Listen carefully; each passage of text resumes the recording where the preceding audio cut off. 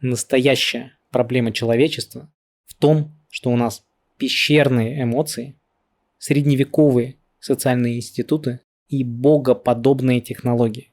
Это сказал Эдвард Уилсон, ученый, дважды лауреат Пулитцеровской премии. Он не дожил до сегодняшнего дня, чтобы увидеть, какой большой проблемой стало бесконтрольное развитие технологий и с чем столкнулось наше общество. Меня зовут Рома Нестер, я профессор Высшей школы экономики и технологический предприниматель. И я буду вести для вас этот подкаст, который называется «Бремя технологий», где мы будем говорить про то, какие проблемы принесли в наш мир технологии. Я технологический предприниматель, а это значит, что мне грех жаловаться. Вообще-то я человек, который на этом неплохо заработал. В далеком 2012 году мы запустили с партнерами в Петербурге биржу данных. Это был бизнес, который мы копировали с американского рынка. Его идея была в том, чтобы обойти большое количество интернет-сервисов от Live Internet до банков, взять у них данные о пользователях Российской Федерации, сегментировать и продавать рекламодателям. Эта идея у нас не полетела. И должен заметить, тогда мы вообще не задумывались о том, должны ли мы спрашивать разрешение у этих пользователей. Пусть об этом думают компании, которые с ними работают. Так думали мы. Потом мы превратили наш бизнес в компанию по точному таргетингу на основе больших данных. Эта компания называется Segmenta. Мы построили мощнейшую систему, которая была целым произведением инженерного искусства. За всего лишь 50 миллисекунд, за это время вы даже не успеете моргнуть, система могла предсказывать, нажмете ли вы на баннер, перейдете ли вы на сайт рекламодателя, с какой вероятностью вы купите тот или иной товар. Для этого мы собирали данные больше чем с 1,5 миллиона сайтов, с сотен тысяч приложений. В какой-то момент мы агрегировали данные по почти 80 миллионам жителей Российской Федерации. Нам удалось привлечь больше 5 сотен рекламодателей. Мы дошли до выручки в 1 миллиард рублей. Мы выигрывали международные премии, такие как Каннские львы. Мы взяли золото и серебро вместе со Сбером. А потом мы продали нашу компанию Сбербанку за десятки миллионов долларов. И это редкий пример такого технологического успеха. И вроде все шло хорошо. Но знаете, был момент, когда я задумался. И эта история стала моей личной. Это случилось в 2017 году на конференции Яндекса. Это была огромная конференция, на которой все представляли какие-то свои технологические продукты. Я вышел на сцену и рассказал про то, чем мы гордились. Мы научились брать данные банка и связывать их с поведением в интернете, а затем, используя все эти данные, предсказывать вероятность того, что человек купит тот или иной продукт. Я с гордостью рассказывал про рекламную кампанию, которую мы сделали для Макдональдса. Помните, был в России такой бизнес, без всяких точек. Как сейчас помню, это был продукт Greek Mac, который мы продвигали. Для Мака, для Макдональдса, мы нашли аудиторию, которая покупает в фастфуде. Мы ее точно нарезали и сумели показать ей рекламу Greek Mac, а кроме того, мы еще и сумели измерить, купили ли этот самый Greek Mac люди, которые видели рекламу. Вообще-то это был крутейший прорывной кейс. Я и сейчас настаиваю на том, что мы были одними из первых в Европе, кто научился использовать офлайновые транзакции. Но знаете, что я заметил тогда? В зале никто не испытал ни малейшего восторга, хотя это было 2000 человек, интересующихся технологиями. А когда мне стали задавать вопросы, я понял весь масштаб проблемы. Люди были глубоко возмущены. Их просто взбесило, что кто-то залез к ним в кошелек, что кто-то смотрит на то, что они покупают и где. Мне стали задавать вопросы, а кто вам вообще дал это право? Кто вам это разрешил? Почему вы это делаете? И я не додумался ни до чего лучше, чем сказать: анонимность — это новая роскошь. После этой фразы я улыбнулся и подумал, что я хорошо выкрутился из ситуации, но это было не так. В зале повисла гробовая тишина. Можно было услышать, как вибрируют телефоны в карманах у людей, как летит комар. На следующий день я оказался в центре громадного скандала. Про мою реакцию и про мои слова написали все блогеры. Мне уже в 7 утра звонил первый зампред Сбера Хасис со словами: «Что вы там наделали?». Все ужасно перепугались. И наш акционер Сбер, и мы. И тогда я впервые за все 5 лет, что мы к тому моменту делали бизнес, понял: так как раньше уже не будет. Общество заметило проблемы, которые в их жизнь принесла технология. Тот скандал, огромный скандал, который затронул мою компанию, он был про приватность, про право человека жить в мире, где за ним не следят. А на Западе этот скандал только набирал обороты. Именно тогда, в те же годы, случился огромный скандал вокруг компании Cambridge Analytica. Эта компания собирала данные пользователей Facebook, анализировала, на кого из друзей они подписаны, какой контент они лайкают, чему уделяют внимание, и использовала эти данные для психотипирования, то есть фактически для определения слабых мест в человеке, слабых мест в его характере. А затем использовала эти данные для манипуляции, для того, чтобы убедить людей голосовать за определенного кандидата, для того, чтобы показать им то, на что они отреагируют. И когда это вскрылось, это вызвало громадное возмущение аудитории. Вышло несколько фильмов, вышли книги, которые затронули этот вопрос. В 2020 году даже Барак Обама в своей ежегодной рекомендации порекомендовал книгу «Капитализм слежки», оцените название. И оцените, до какого уровня дошла проблема. Опросы людей показывают, что 42% недовольны тем, как компании работают с их данными. 81% говорит о том, что преимущества не перевешивают риски сбора данных. А вы знаете, ведь мы внутри компании всегда убеждали друг друга, мы же несем ценность, мы даем пользу, мы даем людям персональную рекламу, мы даем персональное предложение вместо того, чтобы люди видели то, что им неинтересно. Но 81% людей говорит, мы от этого с удовольствием откажемся, только не следите за нами, оставьте нас в покое. Опрос компании Tableau, это лидер в визуализации данных, показал, что 48% пользователей не будут покупать у компании, если те не соблюдают их приватность. И речь здесь не про утечки данных, а речь про постоянную слежку, про использование данных для того, чтобы что-то еще допродать, что-то предложить. То есть люди начали менять даже свое коммерческое поведение, даже свое поведение потребителя, оглядываясь на приватность. Я смотрел на все эти цифры, я думал о том, что мы делали, я думал о том, спрашивали ли мы хоть раз разрешение у людей, думали ли мы вообще о том, какое влияние мы оказываем на общество, на личность. И я понял, что все, что мы делали, и все, что делали огромное количество наших коллег, талантливых инженеров, великолепных дейта-сайентистов, суперспособных разработчиков алгоритмов, мы все стали частью работы так называемых экстрактивных технологий. Что такое экстрактивные технологии? Это те технологии, которые добывают невосполнимый ресурс. А что, как правило, происходит в нашем мире, когда какой-то ресурс дает огромную пользу, но он конечен? Бизнес стремится добыть его весь, без остатка. Так вот, таким ресурсом в какой-то момент стало наше человеческое внимание.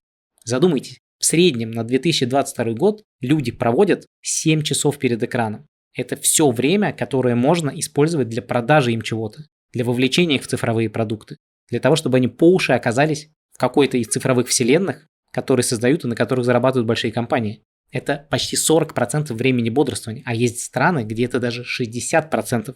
Настолько много люди проводят перед экраном. SEO Microsoft Сатья Наделла сказал, в мире, где мощности компьютера безграничны, по-настоящему конечный и бесценный ресурс – это человеческое внимание. И он был совершенно прав.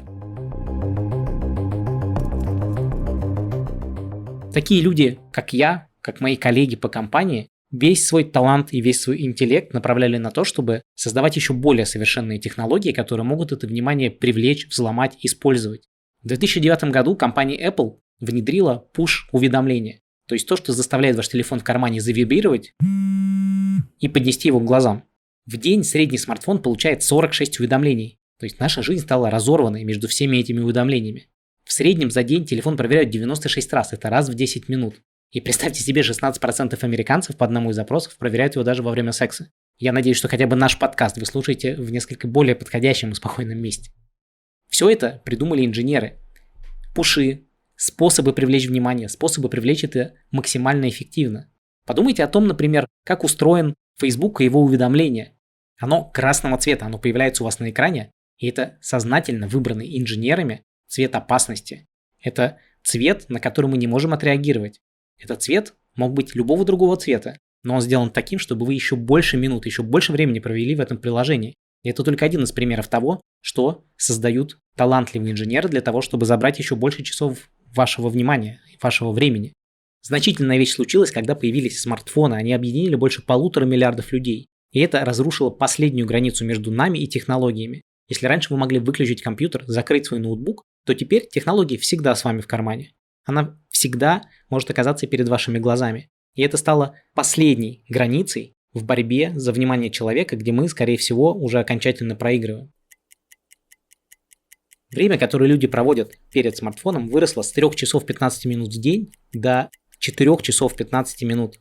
Коронавирус только усилил тенденцию к тому, что мы убегаем из реального времени и проводим время в экране. Люди возрастом от 18 до 24 лет и вовсе проверяют телефон в 2 раза чаще, чем взрослый человек. Казалось бы, что в этом плохого? Ну, смотрят и ладно, просто прикольная привычка. Кто-то раньше залипал перед телеком, кто-то слушал радио. Но теперь у нас есть смартфон. Какая разница? Дело в том, что у всего этого есть последствия, которые мы в полной мере еще не можем оценить. И мы только начали их изучать. И это одна из целей, которую я ставлю перед собой. Экстрактивные технологии несут однозначный вред здоровью. Те исследования, которые уже проведены, показывают, что у человека страдает качество сна из-за синего цвета, который идет от экрана смартфона. Ведь все мы засыпаем со смартфоном в руках. Большинство из нас первым делом делает что? Берет смартфон, подносит его к глазам. К этим привычкам не готов наш человеческий мозг. Все наши биоритмы, все как мы живем, не приспособлены к этому. Значительно ухудшается качество сна, а это в свою очередь ведет к огромным количествам проблем в когнитивной сфере. То, какое количество контента обрушивается на нас, с какой частотой, также очень сильно влияет на нас. 75% экранного контента просматривается менее чем за минуту. А в среднем переключение между разным контентом происходит каждые 19 секунд. Большое метаисследование, обозревшее почти 40 разных больших исследований, показало, что эти переключения несут просто разрушающий эффект для нашей памяти, она существенно ухудшается. Мозг не приспособлен к этому, он ломается под таким напором. Существенно ослабевает возможность осознанного контроля, то есть направления своего внимания на что-то важное для вас. Развивается синдром дефицита внимания, это целый бич нашего поколения. И как вы можете догадаться, хуже всего детям. Для детей это вообще эффект бомбы. Если дети использовали экран в возрасте от 2 до 5 лет, то через 12-14 месяцев у них наблюдались явно выраженные проблемы с языком, решением проблем, взаимодействием друг с другом. Это показало британское исследование 2012 года. И не просто так. Все, кто создают технологии, Цукерберг, Безос, говорят, мы ограничиваем своих детей от технологий. Мы не позволяем им проводить больше определенного времени в планшете. Мы практикуем осознанность. Они сами стараются избегать всего того вреда, который несут их продукты. Но кроме всего прочего, еще и меняется общество, в нем возникает радикализация, поляризация мнений. Она была и раньше, не стоит все сваливать только на технологии. Но сегодня она во много раз усиливается нашей соединенностью, нашей подключенностью и алгоритмами. Резко рушатся наши прежние способы связи друг с другом. Даже опять же на уровне того же воспитания детей. Вы знали, что если мать проводит за телефоном больше 2 минут подряд, то у маленького ребенка резко ухудшается настроение и социальное поведение. И мы до конца еще не представляем, как это все повлияет на его развитие. Еще нет достаточных данных. И это важная мысль. Мы не представляем тех последствий, которые нам дадут экстрактивные технологии, которые внедрились повсюду в нашу жизнь. Алгоритмы и данные – это оружие для этих технологий, зарабатывающих на вашем внимании, отбирающих у вас жизнь, которые создают тысячи талантливых инженеров. Эти технологии ищут слабости в нашем поведении. Они взламывают наш, как я обычно говорю, обезьяний мозг. Вот эта красная кнопка в Фейсбуке, невероятно интересный контент, который вам выбирает алгоритм, бесконечный скролл. Все это несет серьезнейший эффект, и нам важно изучить и понять, какой эффект он для нас дает. И речь не только про рекламу или цифровые продукты. Технологии входят в большую часть нашей жизни. Например, в правосудие. Здесь алгоритмы могут создавать неравенство. Однако, что важно помнить, технологии – это вещи, которые улучшают нашу жизнь. И они могут, наоборот, принести сюда честность. Подумайте о людях, которые получили несправедливый приговор. Алгоритмы могли спасти их, могли исправить ошибку. И здесь мы всегда должны помнить, что то, как мы мыслим про технологии, это всегда трейд-офф, такой размен между тем, какую пользу мы получаем и что мы должны ограничить.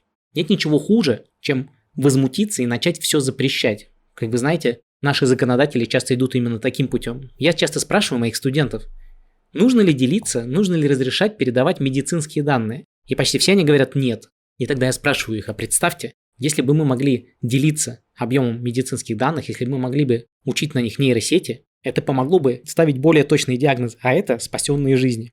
Сколько людей вы готовы похоронить ради того, чтобы не передавать чувствительные данные? Это сложнейшие моральные вопросы. И на все эти трейд-оффы мы должны смотреть с позиции разработчиков технологий, которые пытаются принести какую-то пользу со стороны регуляторов и общества, и со стороны философов. И в нашем подкасте мы будем стараться смотреть на все вопросы именно так. Технологии также применяются, например, в найме и увольнении людей. Это огромная отрасль. Вспомним скандал, который был не так давно, когда компания Xolo увольняла людей на основании алгоритма, который оценил их активность. Никому не хочется оказаться внутри черного зеркала, но с другой стороны, никому и не хочется быть среди отстающих компаний, которые не используют новые технологии. А подумайте про умный дом. Это огромное количество устройств, которые могут значительно сделать вашу жизнь лучше, но которые могут к тому же, как та же Alexa, обучаться на ваших разговорах, получать ту информацию, которой вы не готовы делиться. Когда я стал задумываться над всем этим, я схватился за голову. Столько лет потрачено на то, чтобы создавать технологии вообще без оглядки на то, какими будут последствия. И сейчас то время, когда мы должны думать об этих последствиях. Я как будто проснулся. И мне, знаете, захотелось разбудить других, что ли. Мы как-то проводили мероприятие в Клабхаусе для аналитиков, где мы обсуждали всякие штуки, которые помогают лучше анализировать данные. И я завел тему как раз про этику технологий. Должны ли аналитики думать о том, какие последствия несет их работа? Вы не представляете, какой мощный отклик это вызвало. Я вообще не ожидал. Люди стали задумываться. И поэтому, кстати, в нашем подкасте у нас будут гости, как раз те, кто разрабатывают разные технологии. Например, технологии видеонаблюдения. Ведь, с одной стороны, алгоритм, который максимально увеличивает точность распознавания лица, это очень хорошо, он спасет жизни. А с другой стороны, он может стать таким ограничителем свободы для людей, который невозможно было раньше представить. Я сам курирую магистратуру в высшей школе экономики, где мы учим профессионалов работать с данными, использовать их для бизнеса. И теперь его обязательной частью является мой собственный курс про дата-этику и про этику применения цифровых технологий. И я надеюсь, что это поможет выпускать осознанных людей, которые будут понимать, ради чего они собирают и анализируют данные. И напоследок я хочу процитировать вам Уильяма Джеймса. Это американский философ, который сказал: «Мы должны задуматься о том, что когда мы достигнем конца наших дней, наш жизненный опыт будет равен тому, на что мы обратили внимание, осознанно или неосознанно». Берегите свое внимание, думайте о том, что действительно важно в вашей жизни. А мы с вами увидимся снова на подкасте «Время технологий». Это Рома Нестер. До новых встреч!